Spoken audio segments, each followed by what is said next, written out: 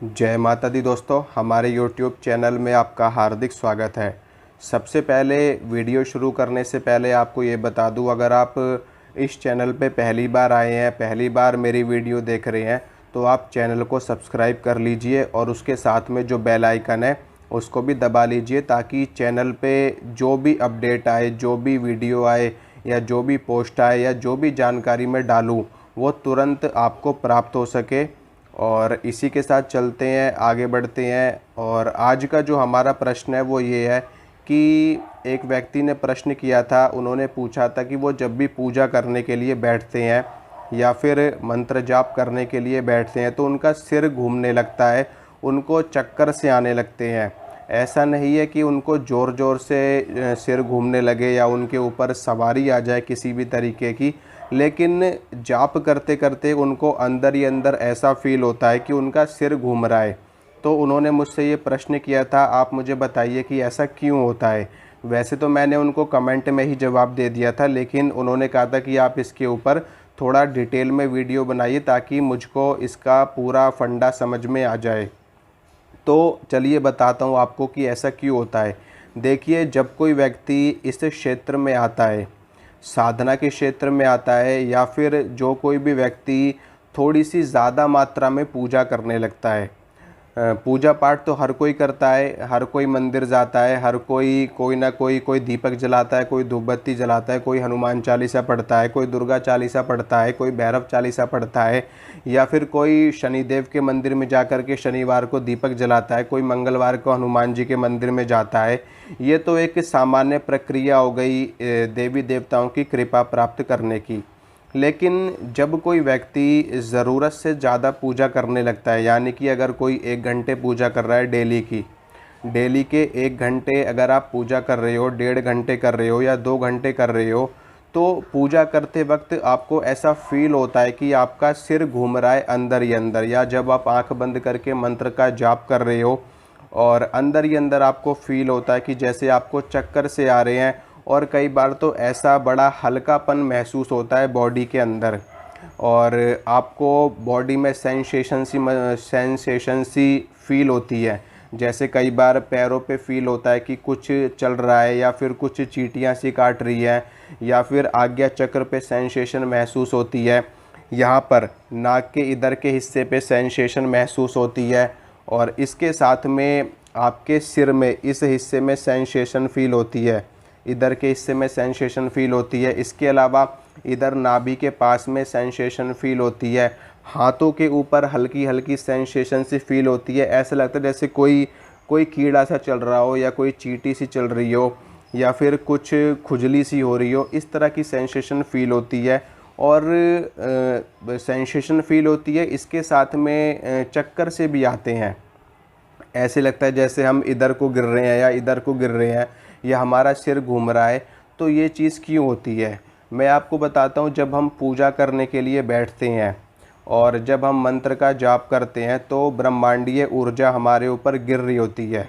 आप इसको ब्रह्मांडीय ऊर्जा भी कह सकते हो, या फिर आप जिस देवी या जिस देवता के मंत्र का जाप कर रहे हो या जिसकी भी आप पूजा कर रहे हो, वो देवी या वो देवता, उनकी ऊर्जा आपको मिल रही होती है। वो ऊर्जा आपको ऊपर से मिल रही होती है, यानी कि आपके ब्रह्मरंध्र पे गिर रही होती है। इसको सहस्रार चक्र कहते हैं, सहस्रदल कमल भी यहाँ पर होता है विराजमान। तो यहाँ पर वो शक्ति गिर रही होती है, यानी कि वो देवी या वो देवता आपके ऊपर शक्तिपात कर रहे होते हैं। शक्तिपात कर रहे होते हैं, क्यों कर रहे होते हैं शक्तिपात? क्योंकि आपकी कुंडलिनी शक्ति को जागृत करना होता है। और जब आप उनके मंत्र का जाप करते हो तो उनसे आपको एनर्जी मिलती है, यानी कि आप उनको अपने पास बुला रहे होते हो, उनका आवाहन कर रहे होते हो, उनकी ऊर्जा को अपने अंदर बटोर रहे होते हो, समेट रहे होते हो। तो होता क्या है, जब हमारे चक्कर घूमना शुरू करते हैं, जब हमारे शरीर पे वो ब्रह्मांडीय ऊर्जा ऊपर से गिरती है, तो हमारे चक्र रोटेट होने लगते हैं। आपने टरबाइन सुना होगा, जिस प्रकार से पानी से बिजली बनाई जाती है, टरबाइन के ऊपर बहुत तेज़ी से पानी गिराया जाता है या उसको बहुत तेज़ी से घुमाया जाता है तो बिजली बनती है। ठीक है, बिजली जनरेट होती है, इलेक्ट्रिसिटी बनती है। इसी तरीके से जब हमारे चक्रों पे ऊपर से ऊर्जा गिर रही होती है तो हमारे चक्र भी रोटेट होने लगते हैं और ये भी एक विद्युत उत्पन्न करने लगते हैं, जिसे कहते हैं कुंडलिनी शक्ति जागृत होने लगती है। मूलाधार चक्र पे आती है, स्वादिष्ठान पे आती है, पहले ऊपर से गिरती है एनर्जी हमेशा। हम ऐसा नहीं कि नीचे से जागृत होना शुरू होती है, पहले हमेशा शक्ति ऊपर से प्रवेश करती है। ऊपर से प्रवेश करके सबसे पहले आपके शरीर को शुद्ध करती है। शुद्ध करने के बाद फिर एक एक करके आपके चक्र जागृत होना शुरू होते हैं।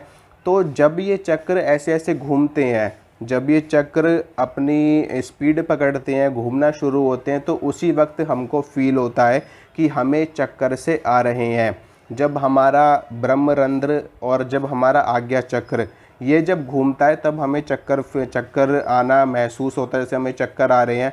और जब हमारा हार्ट का चक्र जब घूमता है तब हमें बेचैनी सी होती है, तब हमें घबराहट फील होती है, उल्टी के जैसा मन होता है। और जब हमारा ये थ्रोट चक्र, इसे कहते हैं विशुद्धि चक्र, जब हमारा ये वाला चक्र घूमना शुरू होता है तब हमें यहाँ पर ऐसा महसूस होता है जैसे कि कुछ यहाँ पे अटका हुआ है, जैसे कि कुछ अटक रहा है यहाँ पे। और अगर आप कुछ ली लोगे, कोई भी चीज़ पानी पियोगे, तो भी आपको यहाँ पे ऐसे लगेगा जैसे कोई चीज़ अटकी हुई है, इस तरीके से आपको महसूस होगा। तो ये चीज़ है, ये फंडा है, इसीलिए आपको चक्कर आना महसूस होता है। इसी के साथ में कुछ लोगों ने मुझसे प्रश्न भी किए हैं कमेंट में, तो मैं कुछ उनके जवाब दे दूं थोड़े से प्रश्नों के, कि इसका क्या कौन कौन से प्रश्न किए गए हैं। पहला प्रश्न किया है विभोर धीमन जी ने, सिद्ध कुंजिका का कितना पाठ करें कि हमें इतनी ऊर्जा मिल जाए कि हम अप्सरा साधना कर सकें। इन्होंने प्रश्न किया है सिद्ध कुंजिका के पाठ के ऊपर। तो मैं आपको ये बताना चाहता हूँ कि जो सिद्ध कुंजिका स्त्रोत है, उस स्त्रोत में माता महाकाली, महालक्ष्मी और महासरस्वती तीनों की ही शक्ति विद्यमान है। और वो स्तोत्र इतना शक्तिशाली है कि वो अप्सरा को सिद्ध करने के लिए इस स्तोत्र का पाठ करने की आपको आवश्यकता है ही नहीं। इस स्तोत्र का पाठ उस परिस्थिति में किया जाता है जब आप किसी देवी को सिद्ध करना चाहते हैं, जब आप देवी की साधना कर रहे होते हैं और उनकी साधना करके आप उनकी सिद्धि प्राप्त करना चाहते हैं। तो अप्सरा को सिद्ध करने के लिए आपको सिद्ध कुंजिका पाठ करने की कोई आवश्यकता नहीं है। अप्सरा कोई बहुत बड़ी शक्ति नहीं होती है, ये शक्ति बहुत ही सामान्य शक्ति है और इसको हर व्यक्ति आराम से सिद्ध कर सकता है, कोई ज़्यादा इसमें दिक्कत नहीं आती है। ठीक है, देवी देवता उच्च कोटि की शक्तियाँ होती, उनको सिद्ध करने में समय लगता है, उनको वर्षों का समय लगता है, लेकिन इनको सिद्ध करने में ज़्यादा से ज़्यादा 6 महीने या साल भर में ये सिद्ध हो जाती हैं पूरी तरह से। दूसरा प्रश्न रीनू वर्मा जी ने किया है, प्रेत बाधा दूर करने के लिए कौन से मंत्र का जाप करें। देखिए, प्रेत बाधा, भूत बाधा, चुड़ैल बाधा, इन सभी बाधाओं को दूर करने के लिए सबसे अच्छी 2 शक्तियां काम करती हैं। वो हैं एक तो हनुमान जी और दूसरा माता महाकाली। तो आप हनुमान जी के मंत्र का जाप कर सकते हैं। हनुमान जी के मैंने बहुत सारे मंत्र अपनी वीडियोस में दे रखे हैं, माता काली के भी अनेकों मंत्र दे रखे हैं। इसके अलावा जो मैंने बीज मंत्र दिया था, आप उसका भी पाठ कर सकते हो, क्रीम का या क्रिंग का, तो इससे आपकी प्रेत बाधा खत्म हो जाएगी।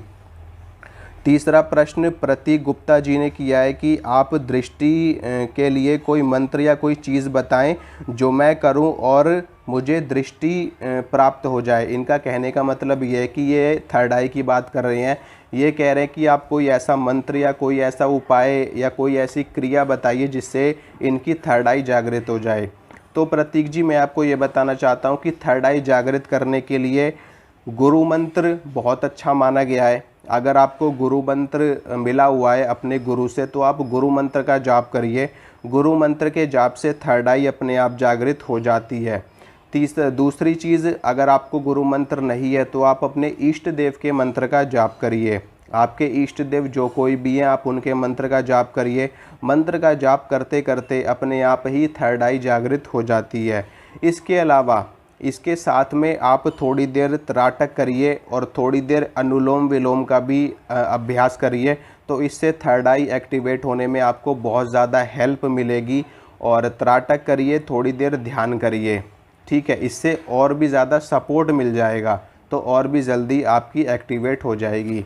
इसके बाद चौथा प्रश्न है, अगर किसी के ऊपर देवी देवता आते हो तो क्या हम उनसे अपनी शक्ति के बारे में पूछ सकते हैं? ये प्रश्न सोनू कुमार जी ने किया है। तो सोनू कुमार जी, मैं आपको ये बताना चाहता हूँ कि बिल्कुल पूछ सकते हो आप। अगर किसी व्यक्ति के ऊपर देवी देवता की कोई सवारी आई है या उनके गणों की कोई सवारी आई है, तो बिल्कुल आप अपने बारे में पूछ सकते हैं, अपने परिवार के बारे में पूछ सकते हैं। लेकिन अगर वो देवी देवता हैं तो आपको ज़रूर उसका जवाब दे देंगे। अगर कोई भूत प्रेत सामने खेल रहा है तो वो आपको जवाब नहीं दे पाएंगे। इसके बाद बहुत से लोगों ने प्रश्न किया वशीकरण के ऊपर, कि वशीकरण के ऊपर आप लोग बताइए। देखिए, मैं आपको ये बताना चाहता हूँ कि वशीकरण के लिए आप साधना कर सकते हो, और किसी भी व्यक्ति विशेष को आप वश में करने के लिए कोई उपाय कर सकते हो या कुछ प्रयोग कर सकते हो। लेकिन मैं आपको यही कहना चाहूँगा कि आप कोई उपाय करोगे या कोई साधना करोगे तो किसी एक व्यक्ति को वश में कर पाओगे। मैं चाहता हूँ आप अगर वश में करना चाहते हो तो अपने अंदर ऐसी आप क्वालिटी लेकर के आइए, या अपने ऑरा को, अपने आभा मंडल को चुंबकीय बनाइए, मैग्नेटिक फील्ड अपनी ज़्यादा से ज़्यादा एक्टिवेट करिए, जिससे लोग अपने आप ही आपकी तरफ आकर्षित हों, अपने आप ही आपकी तरफ खींचे चले आएँ। उसके लिए आप कामदेव के मंत्र का जाप कर सकते हो। ओम कामदेवाय विद्महे रति प्रियाय धीमहि तन्नो अनंग प्रचोदयात्। कामदेव गायत्री मंत्र है, आप इसका जाप करिए। इससे आपके अंदर आकर्षण शक्ति आएगी, सम्मोहन की शक्ति आएगी, वशीकरण की शक्ति आएगी, और हर कोई व्यक्ति आपकी तरफ खींचा चला आएगा। इसके अलावा आप भगवान श्री कृष्ण के मंत्र का जाप कर सकते हैं, ओम क्लीं कृष्णाय नमः या फिर ओम क्लीं कृष्णाय नमः। इस मंत्र का जाप करने से भी सम्मोहन की और आकर्षण की शक्ति प्राप्त होती है हमें। और इसके अलावा आप इसमें क्लिंग बीज मंत्र का भी जाप कर सकते हो। सिर्फ क्लिंग क्लिंग क्लिंग इसको भी आप पढ़ोगे तो भी आपके चारों तरफ आकर्षण शक्ति बढ़ेगी, चुंबकीय तत्व बढ़ेगा, और आप किसी को भी अपने वश में आसानी से कर पाओगे।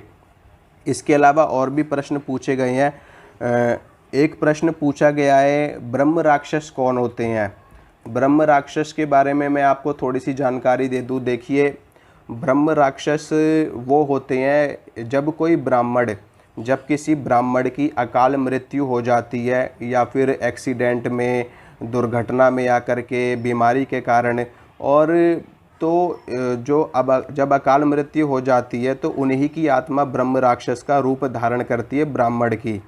तो ये बहुत ही शक्तिशाली होते हैं, क्योंकि ब्राह्मणों को वेदोक्त ज्ञान होता है, तंत्रोक्त ज्ञान होता है, और ब्रह्म का स्वरूप होने के कारण इनको ब्राह्मण कहा जाता है।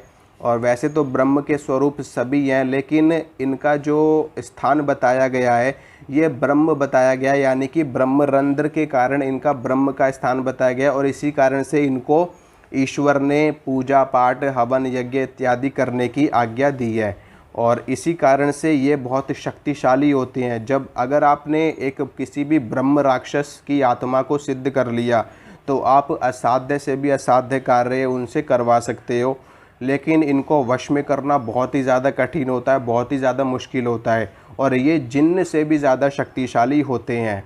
तो ब्रह्म राक्षस एक ब्राह्मण की आत्मा होती है, भटकती हुई ब्राह्मण की आत्मा ब्रह्म राक्षस का रूप धारण करती है। अगर ये आपको चाह लें कि आपको बर्बाद करना चाहते हैं तो इनको कोई शक्ति नहीं रोक सकती, क्योंकि इनको हर चीज़ का ज्ञान होता है।